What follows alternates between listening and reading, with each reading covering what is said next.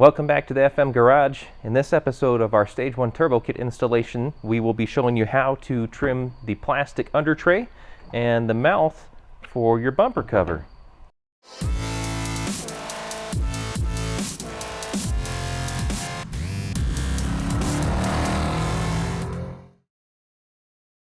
So now that you have your intercooler and intercooler piping installed in your car, now we need to be able to trim the plastic under tray and the mouthpiece to be able to have room for those pieces to coexist in the car. So first step, take them outside, scrub them down, use some soapy water. That way you can get all the muck and grime off of them. A lot of times they'll be covered in some grease and nasty stuff, so get them cleaned off at least mostly good. They don't have to be perfect like this. You can tell it's still a little dirty, but we just want to be able to have it clean enough to where when we mark them out with either like a Sharpie or paint marker or some kind of a wax crayon, that you can see your markings on these pieces of black plastic. We'll start off by covering the mouthpiece first. So I've already gone ahead and marked where we're going to be cutting on this particular piece of plastic. You can see the yellow line here that I've used the wax crayon to be able to mark out our cut line. Now, the installation instructions included with this kit, they will specify that this cut is a little different for NAs versus NBs, so refer back to the installation instructions for the particular measurements of your car. This is an NB, so the measurements here are going to start off on this side. This is the passenger side. Basically, they're going to be a horizontal cut that's parallel to the ground of the vehicle if this were installed. Comes over here to this one long rib, goes all the way across, and you can see it's a little harder to see on this edge, but you can see that it follows this line up and then comes down the other side. There's a little bit of a step, comes down and basically shoots across to the top of this little rib, and then again a horizontal cut back to the very back side of this plastic piece. So the NA version looks pretty similar. It's actually a bit simpler because it doesn't have this little portion here, but refer back to your installation instructions for the particular measurements on where this is going to go. The short story is, if you're not sure where you're trimming here or how much to take off, trim a little bit less, test fit it, and trim a little bit more afterwards if you need to. So this one, fairly straightforward, mostly just straight across cuts. Now let's talk about the under tray. So the under tray, the cuts are a little bit more organic. You can see they're a little bit more round shapes here. And then on this side, kind of the same story. Some round shapes, a little bit of straight sections. Overall, not too terribly complicated. The NA versus NB versions, again, are a little bit different. So refer back to your instructions for the actual measurements, but take your marker or your crayon, mark them out, check them. The pictures in the installation instructions are good references once you've marked everything out. As long as they look similar, you're probably good to go. Again, trim a little bit less if you're not sure, and go back and trim a little bit more if it doesn't quite fit right on your car. A nifty trick that you can use to be able to help you cut out the under tray to match up what's supposed to be on the car for your intercooler hoses is to use this. This is our handy FM jack adapter. You're probably familiar with this, or at least have seen it around, but this little guy is actually about the same diameter as the OD of the intercooler hoses. So what that means is that I can use this as a cutting template, or at least to get an idea of the size of the intercooler hose that we need to cut out through this under tray. So what we do here on this guy is we're cutting out some sections on both sides for those intercooler hoses as they wrap around your radiator to go back up into the engine bay, and we can use this to kind of get the right circle shapes here and here to match where this hose would be wrapping around. So if you have one of these on hand, this is a really easy way to help get the right organic shapes that you're marking out. So on this one in particular, this is going to be on the passenger side as the hose comes out from the intercooler, wraps around, and then comes up through the engine bay. You can see here that this pretty much fills right into the corners here. This is a bit of a bend, that's why you want to use it for both sides of this. But this is a super easy way to be able to get your right diameter for how that cut should fit in the car. Now, again, this is the passenger side, so you can see here that I've started this line up on both sides of this little lip. This would be right underneath where your sway bar is. So I've come down kind of a straight line, a little bit of a bend, curves up just slightly, and again shoots back up to the other side. On the same side, there's also a little bit here of this corner that you'll need to cut off. And again, you can use this as kind of a template. The hose that's in the car will hang down just a little bit lower than this little corner of the shield, so I'm just using this here for this little curve, coming up and then shooting past this first hole that would normally hold this front end to the bumper cover of the car. And then flipping over here to the driver's side, this you're going to actually cut off a little bit more just because of the nature of the intercooler hose. I'm again starting here where this little cutout for your sway bar is and coming down, and you can see that this curve pretty well matches the curve of this jack adapter, and then shoots forward, has a little bit of a dip, and then comes down and meets basically here at the corner. So all the measurements for these cuts are going to be in your installation instructions, but this is the general shape that you're after. We have our lines marked out on our under tray and on our mouthpiece, so now it's time to actually do the deed and cut these guys out.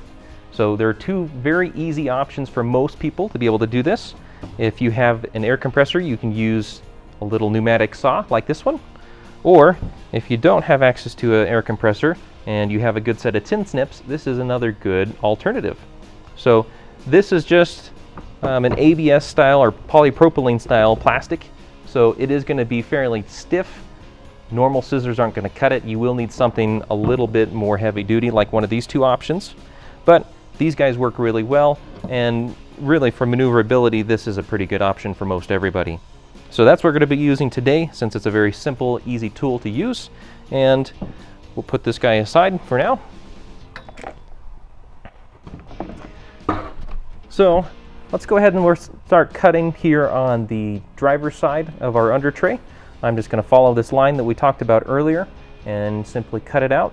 We'll do the basic marks here on this side and the other side, and then we'll do a test fit and see how well we did.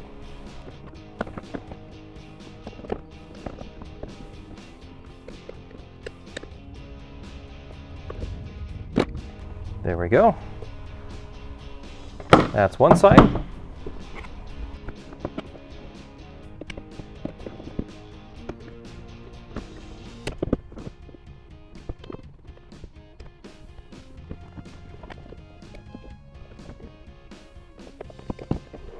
All right, and that's the other side.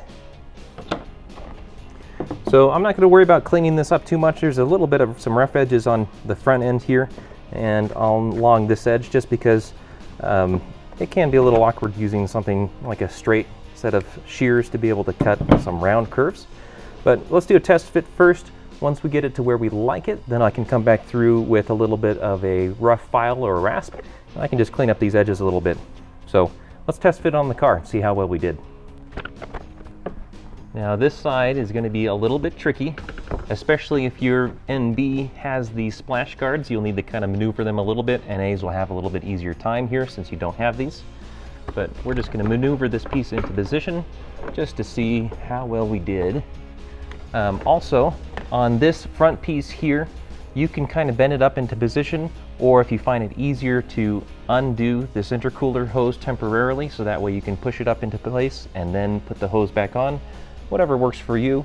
We're going to just do a test fit here, and then once we're all done, we'll have everything buttoned up for good.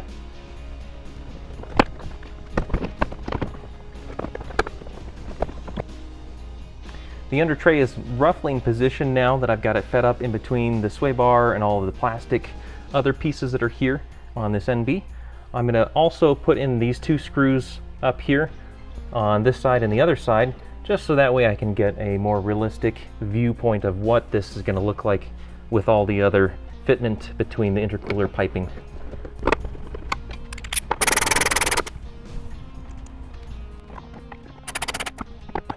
Okay, so I didn't even bother putting that one all the way in here because I can see there's already quite a bit of interference on this portion of the hose. It's pretty tight. It's okay if it's touching, but it's at the point where it's really pressing up hard against the bottom of this hose. So we're gonna need to trim this down a little bit more here, so that way this hose can rest a little bit closer to the bottom of the tray. So I'm just gonna use my wax crayon here. And I'm simply gonna bring this line down a little bit further. And remember, it's much easier to cut off a little bit more later than it is to try to put on some that you accidentally cut off too much. So I'm just going to take off maybe another 1/4 inch here, bring this hose down a little bit, hopefully let it settle down in there a bit easier. And same thing with this side. You can see here that this hose is fairly well squished. We want to have this as comfortable as a fitment as we can. So I'm just going to bring this cut line down a little bit, about 1/4 inch, just like I did on the other side. So just to kind of give us an idea of how much to cut off, we're just going to do a little bit at a time. So let's take this back off and I'll trim this up a little bit more. I've done a bit more trimming to some of the edges of the under tray here. So now I'm going to fit this back up and see if I made it a little bit easier to install in the car with all of our intercooler piping.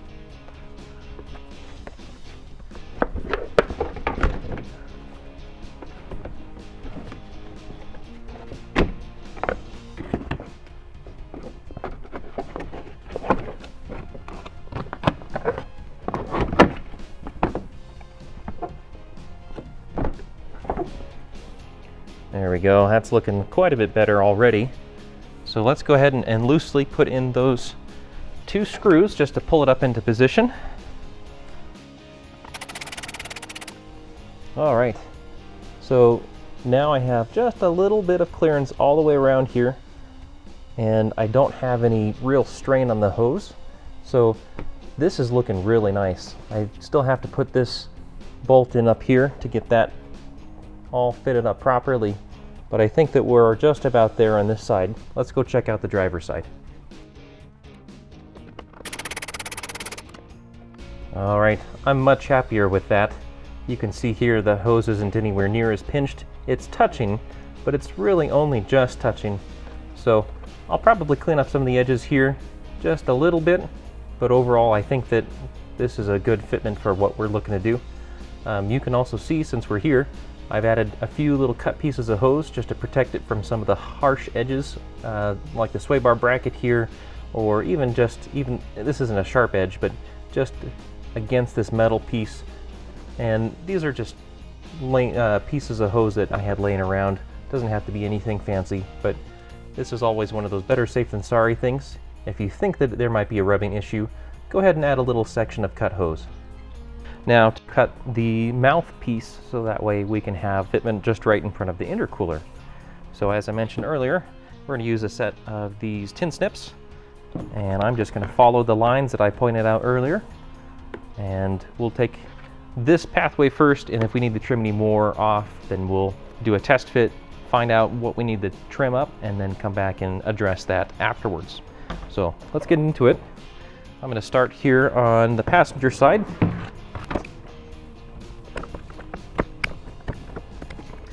And once I get cut up to this rib, I'm actually going to cut on the inside of this rib. So I'll maintain this rib, and we're just going to cut this piece, the back portion, off altogether. But I want to maintain this rib, so I'm going to cut right behind it.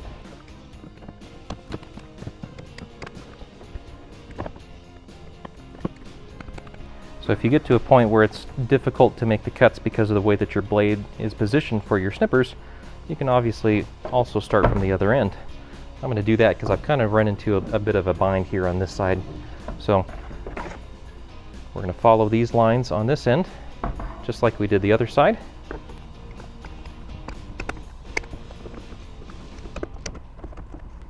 And And if you need to, like there's a bunch of material here, this is the portion that we want to keep. So if you need to trim some of this off here just to be able to get access to it, that's fine too.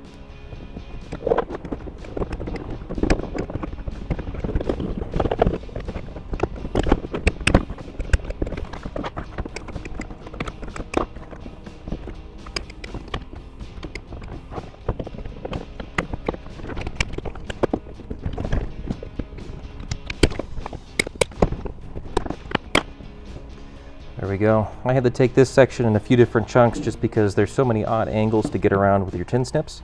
I'll come back in here and clean up some of these edges here after we get the initial test fit all dialed in. But now that I got this out of the way, we can complete our cut here along the back side of this rib.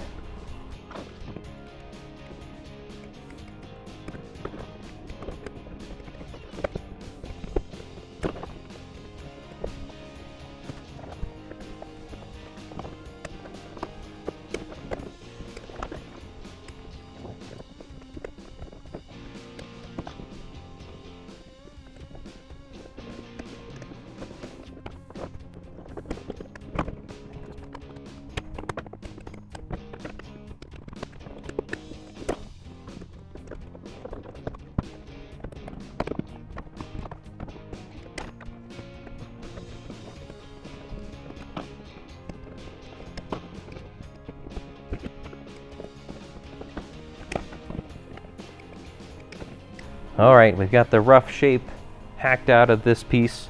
You probably noticed that I had to tack it from a couple different sides here. I had to take a couple of pieces out as I went along to make it easier to get my tin snips in there to be able to get the cut. I also started taking sections out as I went along just to make it easier for myself. This piece in particular, if you have access to a pneumatic air saw like what I showed earlier, this one probably is a much easier one to be able to use that kind of a tool to get a nice clean cut all the way across. Now obviously tin snips work fine, as you can see. I'll come back through and I'll clean all these little burrs and things like that up after I do a test fit. I'm not going to worry too much about it until then, just because this is just a rough shape to make sure I've got the right cuts where we need to have them to clear all the new pipes and intercooler pieces. So let's go ahead and offer this up to the car and see how well we did. We've done the quick and dirty trim on this mouthpiece, and I've got it already set up here in the car just so that way we can show you what kind of fitment issues you might run into. Now we'll go back and show you how to put it in the car here in a little bit, but let's talk about what things you need to look out for whenever you're doing the first test fit. So I've already bolted this in place. There's a few fasteners on each side. There's also some plastic clips on the bottom and on the top. Go ahead and get those in here just so that way you've got the actual position of where this is going to be when it's installed in the car. Now here, it's a pretty tight fit along the bottom, which is good. You don't want it to be press fit, and on this side you can see it's really tight up against it. You can also kind of see here this fin that faces backwards here. It's actually contacting the intercooler pretty hard. So I'll need to trim this back side of the fin a little bit so that way it's not hitting that intercooler quite so hard. The other side looks okay. There's enough room on this, so we're not going to worry about doing much over here on the passenger side.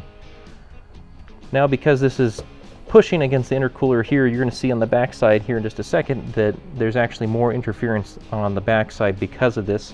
So let's go ahead and take a look there. Here we are on the back side of the intercooler, and we can see the underneath where everything, I've got it mocked up, and there's a little bit of an interference on the front that we already saw. It's pushing this intercooler back, and I'll try to shine a flashlight up in there. You can see that AC line is now contacting the top upper portion of the intercooler. So I'll also want to bend that line a little bit more out of the way. This is an NB2, so some of the earlier cars may not have quite this kind of clearance issue, but if you do, simply make a little bit more room by trimming some more plastic or bending intercooler lines or power steering lines out of the way as necessary. So we're going to go ahead and pull this back out of here and make some adjustments, and then we'll show putting it in here for the last time. That way we're ready to move on to the next step. I have our mouthpiece all cleaned up now, so this edge is all smoothed out. Went around with some sandpaper and a file and just cleaned up the little areas here Got all the little trimming that I needed to do here to gain clearance to the intercooler so it wasn't pushing on it too hard. We want a nice tight fit, but we don't want it to be interference fit, basically.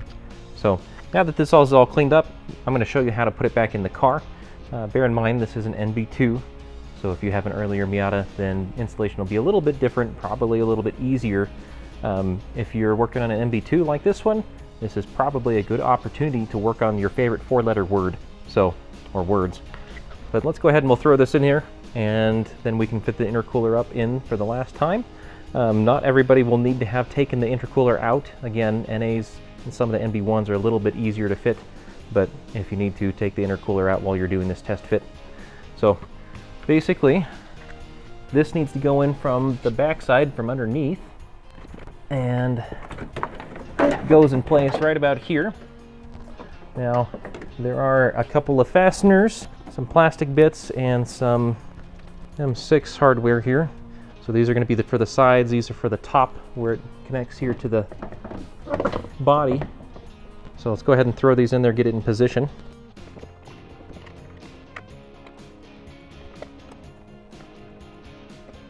Okay, so I've got those two in place just to hold it up roughly in place. Now these little clippies, it's easiest usually if you take the screw portion out before you fit them back up in place. And then usually, unless they're really tight, you can simply push the threaded portion in there. So same thing with this side. Feed that guy up and then push the threaded portion in. There you go. And then on this Miata, they don't all look like this, but in the bottom on the mouth, they have some of these kind of strange triangles with the tops cut off that are basically clips for where that plastic mouthpiece meets the bumper cover. So I'm going to slide these into position like that. And then lastly, there are a pair of nuts. They're M6x1 nuts, and these go on the little studs that kind of hang down on either side of the mouth here, and they also will hold up part of the plastic under tray. So I'm not going to put these on here just yet because we'll need to put the under tray in place, but these are part of that. So now we get to reinstall our intercooler. So now that the plastic piece back here has been trimmed and I've moved this AC line back a little bit further, this should go in just right and fit in place. This is usually the part that's a bit more difficult on the NBs because of everything that's in here. The AC is a little bit different. You've got a bit more of a lip that comes back compared to the NAs and earlier NB1s. But this guy, we're going to go ahead and put it back in here. And if you've got a helper, this will make it a lot easier for one of you to hold the intercooler in position and the other one to be doing the bolts up top, just like we did earlier when we installed this the first go around. So let's let the car down a little bit and I'll get this installed. That way we can get everything fit up for the last time.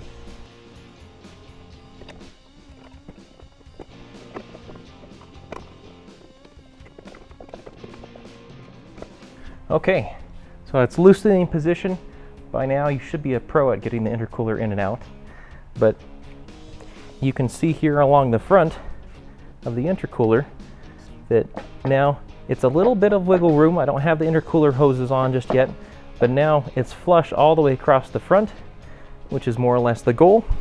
And then I have enough room on the back side that I'm not touching that AC hose or line anymore. So this is what you want to see, a nice flush appearance, not any kind of heavy pressure on the front or the back, but it's not going to go anywhere. That's why these intercoolers don't require any kind of bottom mount to be able to locate them. There's enough stuff attached to them and kind of enclosing them on the front and back that as long as you have these two bolts up here attaching it to the hood latch bracket that are holding the intercooler in place, that once all that is in the car and ready to go and bolted down, that intercooler is not going anywhere. So now that we've got it in here, I'll tighten up these bolts, get the intercooler hoses in, and then we'll show you a peek at both sides of the wheel well and underneath the car to see what it looks like whenever everything is in place and trimmed properly. Now that you've learned all kinds of new and exciting 4-letter curse words to use as you're putting together the intercooler and under tray parts, we've got this finally all in. So let's take a look at the tray and where we've trimmed the different parts of the under tray and the plastic mouthpiece. And I'll kind of point out what it's supposed to look like, and if you have any potential issues with fitment, these are good areas to trim. So on this side, you can see that I've got this part of the under tray trimmed pretty much to follow the contour of this hose. And I did have to go back and trim this a little bit more just to give me a little bit more clearance, but you get the idea. This will be about the same kind of fitment that you'll want to get on yours. So if you need to, go back in here, fit this a little bit. Really, you want this to be fairly tight fitting around the hose, but you don't want it to squish or be poking into the hose so hard that it's actually pinching it or possibly could rub it through. And on these cuts, you want to use a file or rasp or sandpaper to be able to smooth down the edges so that way there aren't any sharp corners that might be jabbing into your hose. Now on this NB2, there's also this splash tray or splash guard here in the wheel well, and you can see I've just made a half moon cut here. That's a pretty simple thing just to eyeball it, but if you have that splash guard, you'll need to trim it up a little bit like that, so that way you've got clearance. Now you can see here on the bottom, the intercooler to this under tray is pretty tight, and that's good because you want your airflow coming through the heat exchangers to go all the way through instead of escape down and around or over the top or anything like that. So having a nice snug fit here is good, but nothing is going to be rubbing on it. Your intercooler is nice and mounted firmly in place, so that's what we're looking for. Now over here on the passenger side, it's much the same story. We have the intercooler hose that's coming around, and on this splash guard, the factory one actually has a hole here built for the Mazda Speeds. This is a shared splash guard with the Mazda Speed Miatas, and I didn't have to trim anything on this side. You may, depending on how closely yours fits, you may need to trim a little bit on the inside, just so that way it's not pulling the guard over too much.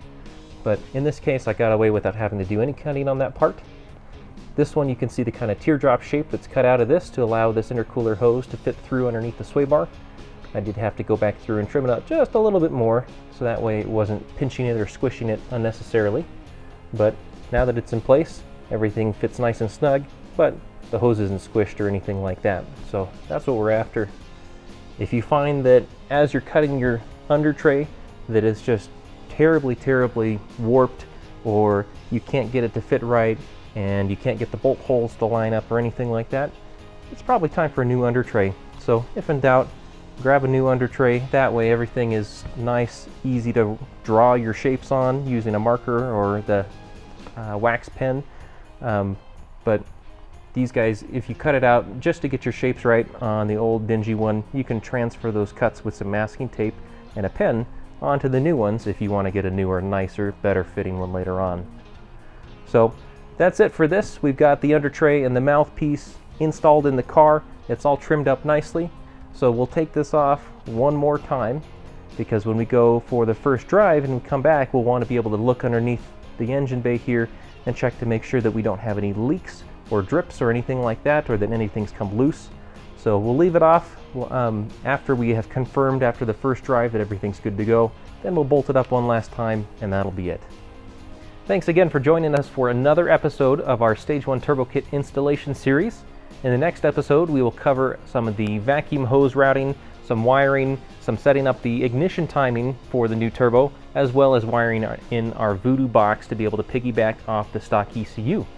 Thanks again for hanging out with us, and if you have any questions, feel free to give us a call, write us an email, or even drop a comment down below, and we'll get back to you as soon as we can. Thanks again. We'll catch you in the next episode.